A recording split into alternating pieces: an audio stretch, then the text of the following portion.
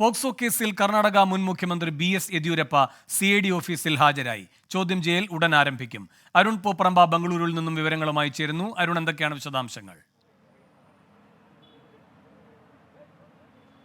വേണു, അല്പസമയം മുമ്പാണ് കർണാടക മുൻ മുഖ്യമന്ത്രി BS യെദ്യൂരപ്പ ബംഗളൂരുവിലെ CID ഓഫീസിൽ ഹാജരായത്. ഹൈക്കോടതിയുടെ നിർദ്ദേശമുണ്ടായിരുന്നു ഇന്ന് ഈ കേസുമായി ബന്ധപ്പെട്ട് അന്വേഷണ സംഘത്തിന് മുമ്പിൽ ഹാജരാകണമെന്ന് യെദ്യൂരപ്പയ്ക്ക് ഹൈക്കോടതി നിർദ്ദേശം നൽകിയിരുന്നു. നേരത്തെ ഈ കേസിൽ അന്വേഷണ സംഘത്തിന്റെ ആവശ്യപ്രകാരം ബംഗളൂരു ഫാസ്റ്റ് ട്രാക്ക് കോടതി അറസ്റ്റ് വാറണ്ട് ഉൾപ്പെടെ പുറപ്പെടുവിച്ചതാണ്. പിന്നീട് യെദ്യൂരപ്പ ഹൈക്കോടതിയെ സമീപിക്കുകയും അറസ്റ്റ് താൽക്കാലികമായി തടയുകയും ചെയ്യുകയായിരുന്നു ഹൈക്കോടതി തടയുകയും ചെയ്യുകയാണ് ഉണ്ടായിരുന്നത്.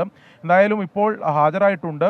അല്പസമയത്തിനകം ചോദ്യം ചെയ്യൽ ആരംഭിക്കുമെന്നാണ് നമ്മൾ മനസ്സിലാക്കുന്നത്. ചോദ്യം ചെയ്ത് വിട്ടയക്കാനാണ് ഇന്ന് സാധ്യത. അറസ്റ്റ് ഉൾപ്പെടെയുള്ള നടപടിയിലേക്ക് ഹൈക്കോടതിയുടെ ഉത്തരവ് ഉണ്ടായതുകൊണ്ട് അറസ്റ്റിലേക്ക് ഉൾപ്പെടെ അന്വേഷണ സംഘം കടക്കാൻ ഇന്നെന്തായാലും സാധ്യതയില്ല. എന്തായാലും ഇത് രാഷ്ട്രീയ പ്രേരിതമാണ് എന്നതാണ് യെദ്യൂരപ്പ അല്പസമയം മുമ്പ് വസതിയിൽ നിന്ന് ഇറങ്ങിയ ഘട്ടത്തിൽ മാധ്യമങ്ങളോട് സംസാരിച്ചത്. രാഷ്ട്രീയമായ ഇടപെടൽ കേസിൽ ഉണ്ടായിട്ടുണ്ട്. ആദ്യഘട്ടത്തിൽ ഈ കേസിൽ കൃത്യമായ അന്വേഷണത്തോട് ആദ്യഘട്ടം മുതൽ സഹകരിച്ചതാണ്. പെട്ടെന്ന് ഇത്തരത്തിൽ ഈ തെരഞ്ഞെടുപ്പിൻ്റെ ഘട്ടത്തിലും തെരഞ്ഞെടുപ്പിന് ശേഷവും ഈ കേസ് വീണ്ടും രാഷ്ട്രീയമായി ഉയർത്തിക്കൊണ്ടുവരുന്നതിന് വേണ്ടിയുള്ള ശ്രമം ഉണ്ടായ അന്വേഷണ സംഘത്തിന് മേൽ സമ്മർദ്ദം ഉൾപ്പെടെ ഉണ്ടായതെന്നാണ് BJP ഇക്കാര്യത്തിൽ എന്തായാലും പറയുന്നത്.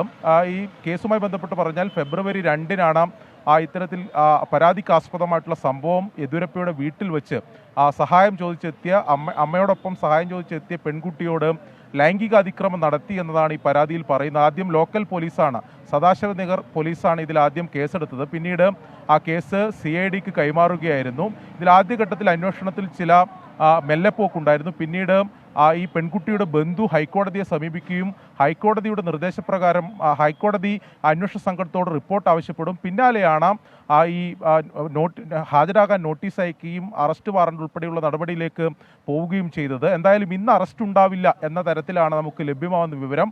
ചോദ്യം ചെയ്യൽ ഉടൻ തന്നെ ആരംഭിക്കുമെന്നാണ് CID ഓഫീസിൽ നിന്ന് നമുക്ക് മനസ്സിലാക്കാൻ സാധിക്കുന്നത്. ശരി, അരുൺ പോപ്രമ്പയാണ് ബംഗളൂരുവിൽ നിന്നും വിവരങ്ങൾ നൽകിയത്.